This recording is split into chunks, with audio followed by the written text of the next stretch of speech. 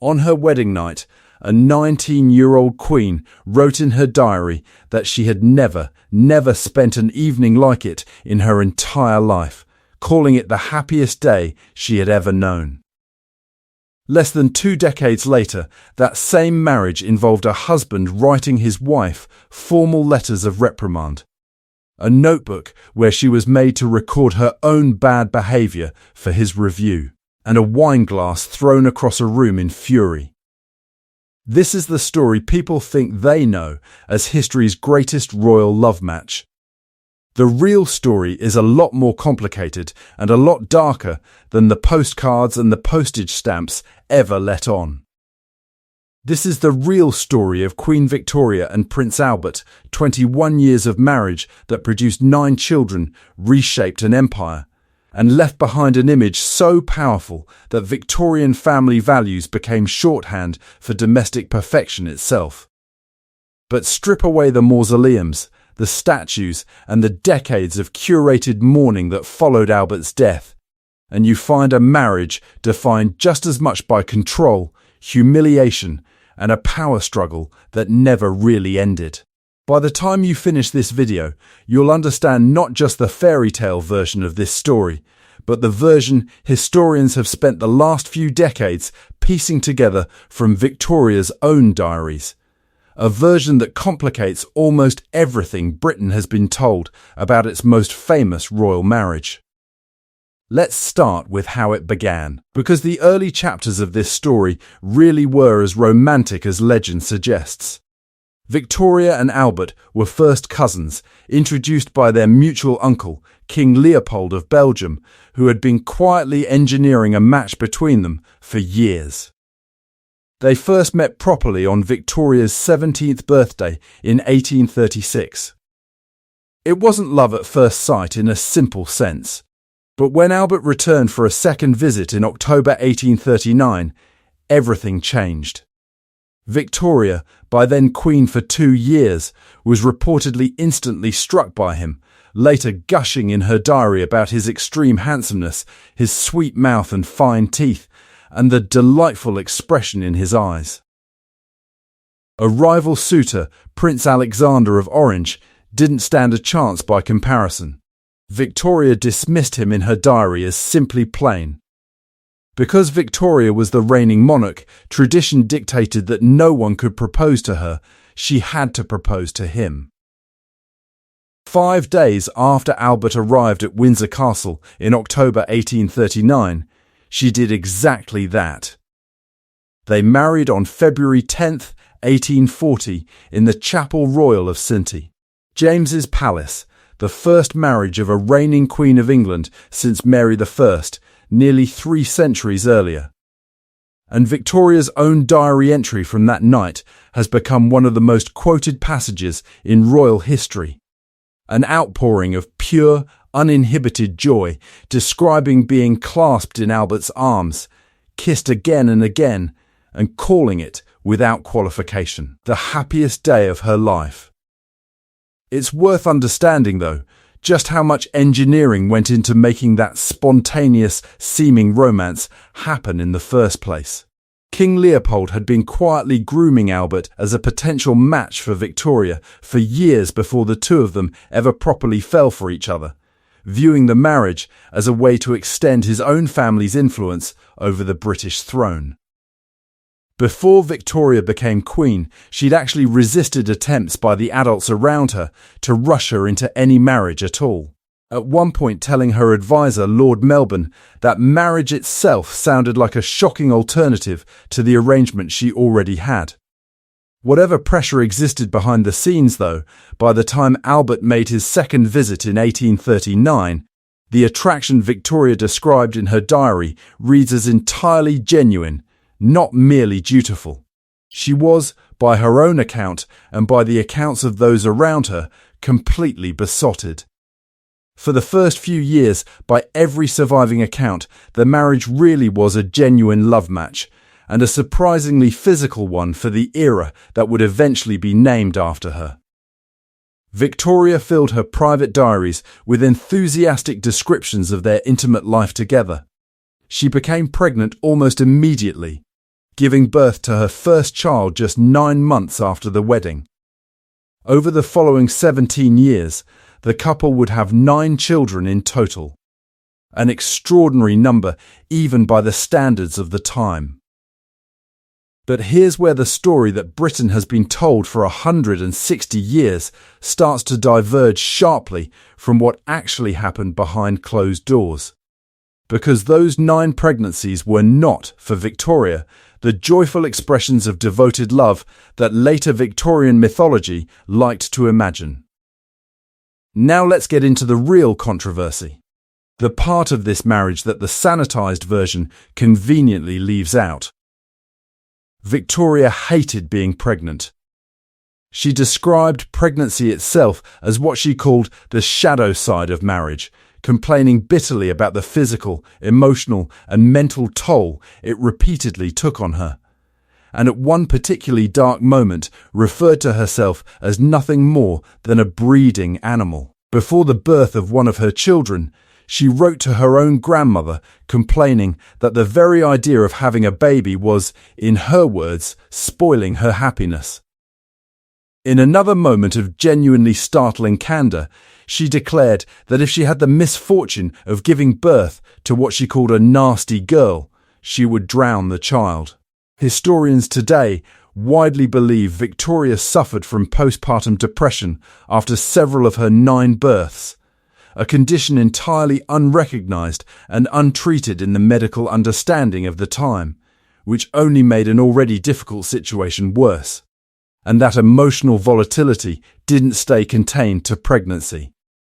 Victoria had a temper that, by multiple contemporary accounts, was genuinely explosive, what royal doctors of the era described, with the casual cruelty typical of Victorian medicine, as her inherited Hanoverian tempers, suggesting she'd inherited the supposed madness of her own grandfather, King George III.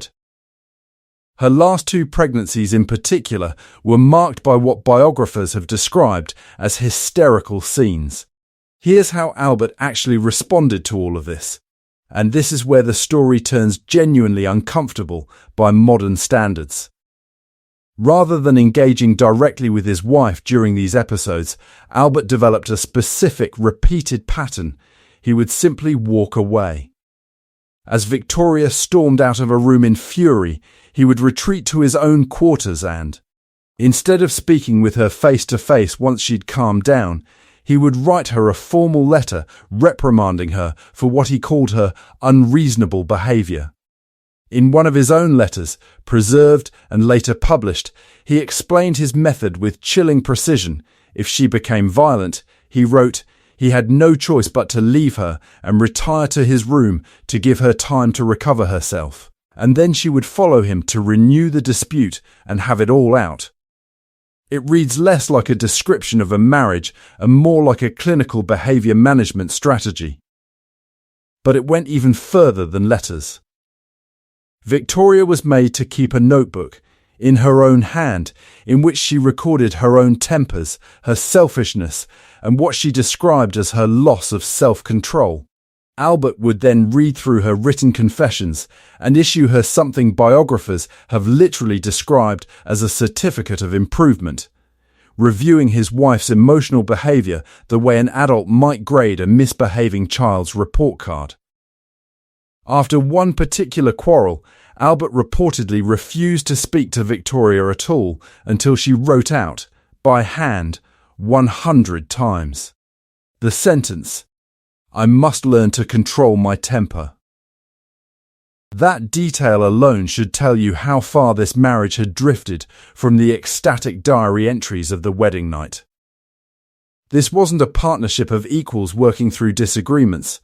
It was, according to historian Jane Ridley and other biographers who've studied Victoria's private diaries closely, something that looks, through a modern lens, disturbingly close to a documented pattern of what we would now recognise as coercive control.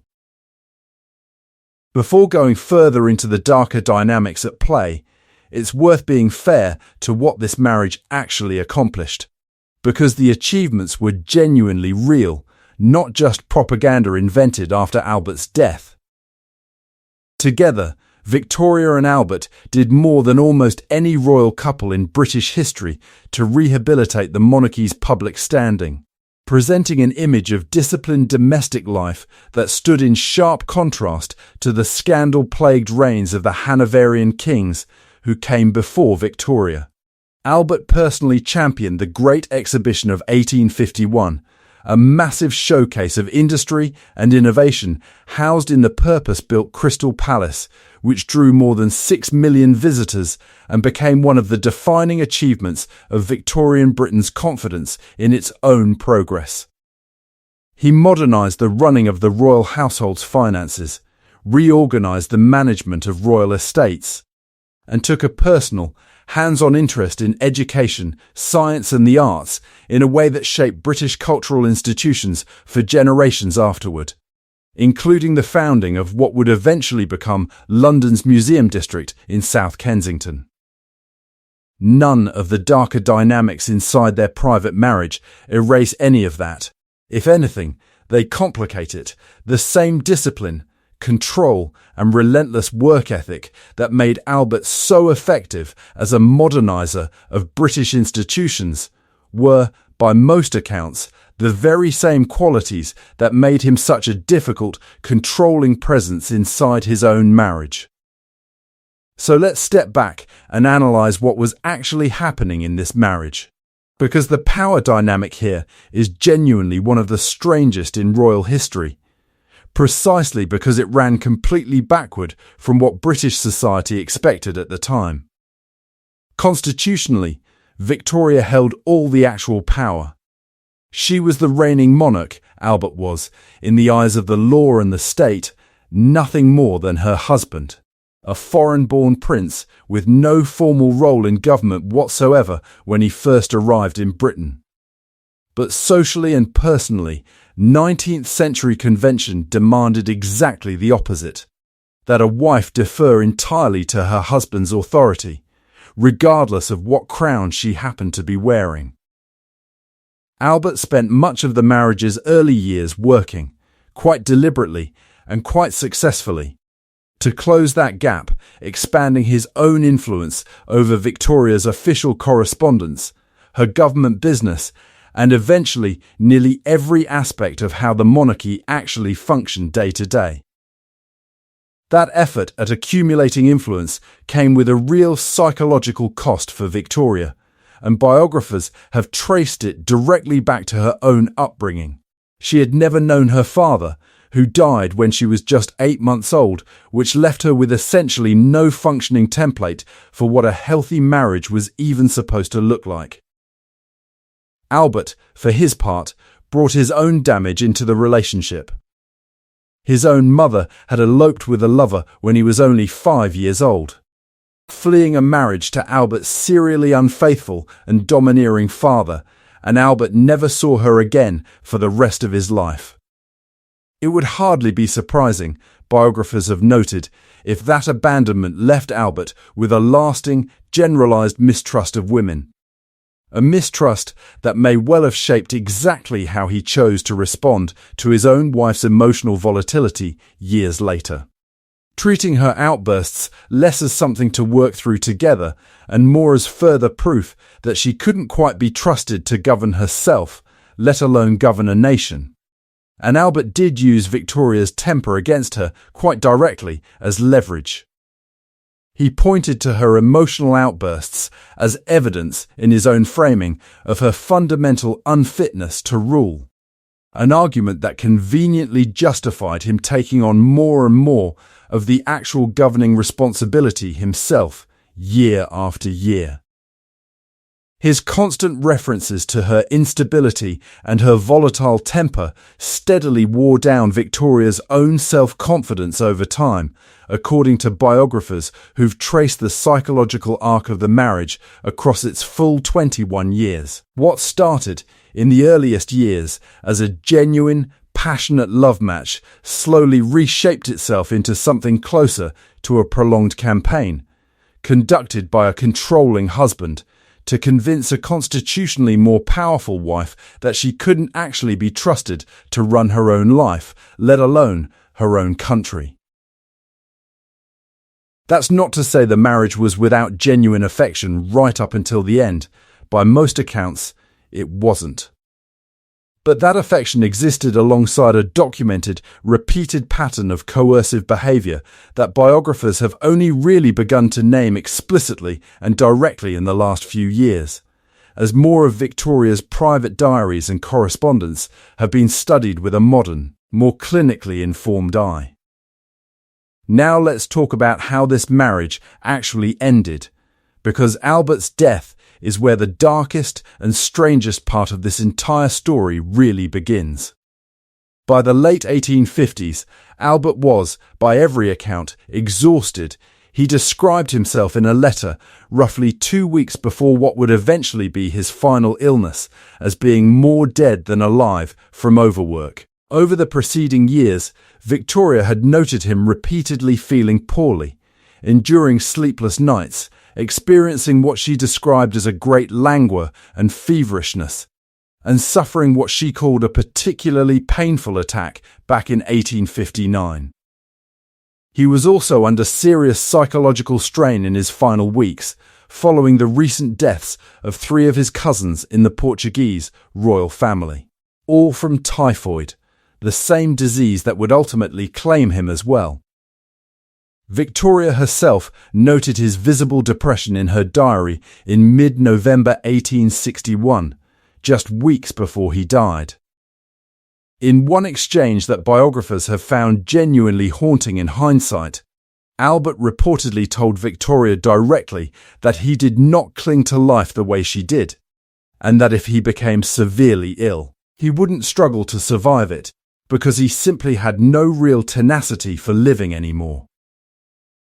Albert died of what his doctors diagnosed as typhoid fever on December 14, 1861, at Windsor Castle at just 42 years old, following an illness that had lasted roughly 4 weeks and included vague early symptoms of insomnia, pain in his limbs, loss of appetite, and a persistent general sense of not feeling well. Even at the time, the diagnosis was met with real public skepticism. Letters questioning it appeared in respected medical journals like The Lancet and the British Medical Journal. And to this day, historians and medical researchers still debate whether typhoid alone fully explains his death, or whether the cumulative toll of years of overwork and chronic illness played a larger role than the official cause of death ever acknowledged. No autopsy was ever performed, partly out of deference to Victoria's grief, and partly because the dissection of a royal corpse, purely to satisfy public curiosity, was considered, at the time, a step too far even for medical science. That final illness also arrived at a moment of genuine national crisis. Just weeks before he fell seriously ill, an already weakened Albert personally intervened to soften the language of a belligerent diplomatic dispatch during a tense standoff with the northern states during the American Civil War, quite possibly helping to avert a far more serious international confrontation during what would turn out to be the last significant act of his public life. Victoria's grief, when it finally broke, was total and immediate. According to her own later account, written years afterward, Albert drew 2 or 3 long but gentle final breaths, his hand still clasping hers, and then it was over. She described standing, kissing his forehead, and crying out in bitter, agonizing despair before dropping to her knees, unable to speak or even shed a tear. She refused to view his body again after it was placed in the coffin days later, telling her daughter she wanted to preserve the memory of him in life and health rather than let that final, sorrowful image overwrite everything that came before it. She was too devastated to even attend his funeral service. And then her grief did something genuinely unprecedented for a reigning monarch. It never really ended. Victoria descended into what she herself described as paroxysms of despair, longing, and a daily nightly wish to die, a state that, by her own account, never left her for the first 3 years after Albert's death. She wore black for the remainder of her life, earning the enduring nickname the Widow of Windsor. She withdrew from public ceremonial duties almost entirely, retreating to Balmoral and Osborne for roughly 4 months out of every single year, largely indifferent to the strain this placed on her own government ministers. She built an elaborate mausoleum at Frogmore. She personally helped write the first official biography of Albert's life, working to memorialise the marriage retroactively as an untroubled, perfect union. Modern historians looking back at the severity and duration of her reaction have suggested it likely constituted what we would today recognise as clinical depression, a diagnosis nobody in Victoria's own era had any real framework for understanding, let alone treating. Her grief also curdled at points into something considerably darker, blame directed at her own son. Victoria became convinced that Bertie, the future King Edward VII, had contributed directly to his father's decline through a scandalous affair he'd been involved in shortly before Albert's death. A conviction so severe that she later wrote to her eldest daughter that she could never look at Bertie again without feeling a shudder run through her. Meanwhile, back in the real world, Britain grew steadily more frustrated with its absent, grieving monarch. What began as genuine public sympathy for Victoria's loss gradually curdled into real anti-monarchical sentiment as the years dragged on, with the Queen still refusing to resume anything close to her full ceremonial duties.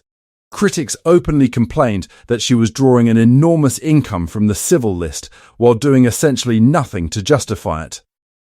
It took the political skill of Prime Minister Benjamin Disraeli, who deliberately flattered Victoria's own preferred, exaggerated sense of how overworked she'd always been, to gradually coax her back towards something resembling normal public life. So what's the bigger lesson buried inside all of this? The thing that makes Victoria and Albert's marriage worth revisiting more than a century and a half later? The first lesson is about how thoroughly public image can diverge from private reality, especially when the person controlling the story has every incentive to shape it after the fact. Victoria spent the final decades of her life actively curating the historical memory of her marriage into something closer to a perfect, tragic love story than the more complicated, occasionally coercive relationship her own private diaries actually describe. She helped write the first biography herself. She built the monuments. She wore the mourning clothes for 40 years. And it worked remarkably well. The sanitized version of this marriage became, and largely remains, the version most people still believe today, even though historians working directly from her own preserved diaries have spent the last several decades quietly complicating almost every part of it. The second lesson is about how easily control can disguise itself as concern, especially inside a relationship with a genuine, real emotional bond running alongside it. Albert's method of managing Victoria's temper, the letters of reprimand, the notebook of confessions, the certificate of improvement issued like a grade on a school assignment, wasn't framed, at the time, as cruelty. It was framed by Albert and by the royal doctors advising him as responsible management of an unstable, potentially unfit monarch. Viewed through a modern lens, though, biographers now describe that same pattern using much starker language, coercive control, dressed up as concerned husbandly guidance. That distinction between how controlling behaviour gets framed in the moment versus how it looks with historical distance is worth remembering well beyond this particular royal marriage. The third lesson is about the real, largely unacknowledged toll that repeated childbirth took on women in this era, even at the very top of society, with access to every resource wealth and status could provide. Victoria's own words about her pregnancies, dreading them, resenting them, describing herself in her darkest moments as nothing more than a breeding animal, are a stark reminder that even the most powerful woman in the world had no real language, no real medical support, and no real cultural permission to express what modern readers would immediately recognize as a legitimate mental health crisis unfolding across nearly 2 decades of her life. And the fourth lesson is about grief, and about how far it can travel once it's no longer held in check by the person doing the checking. For all its documented difficulty, Albert's steady, disciplined presence had also functioned, in a very real sense, as the primary structure holding Victoria's more volatile temperament in check for over 20 years. The moment that structure disappeared, her grief expanded to fill essentially the entire remainder of her life.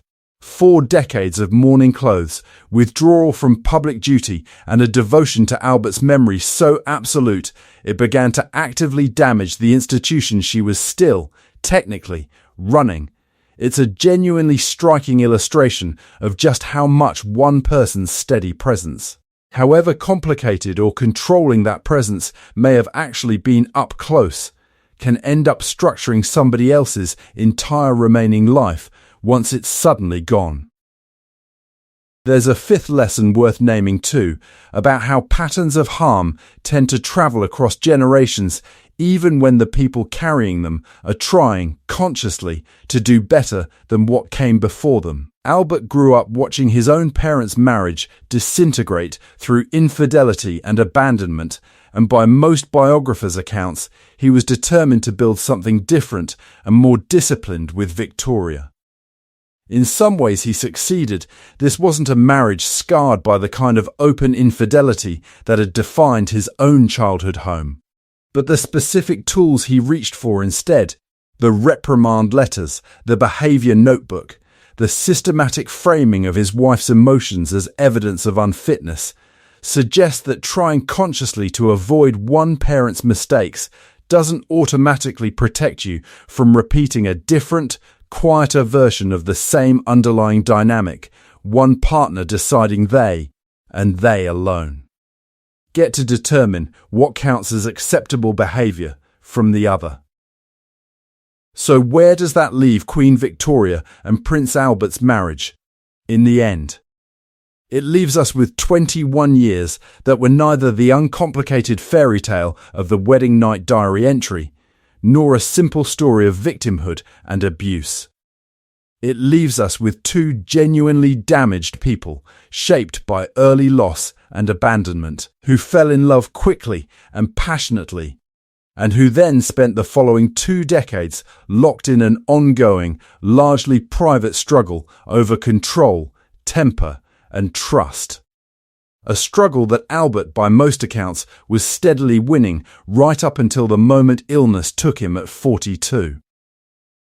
And it leaves us with a widow who spent the next 4 decades not just grieving her husband, but carefully, deliberately building the version of their marriage she wanted history to remember, a version so effective that it's still the version most people believe today, nearly 165 years after Albert drew his last breath in that room at Windsor Castle.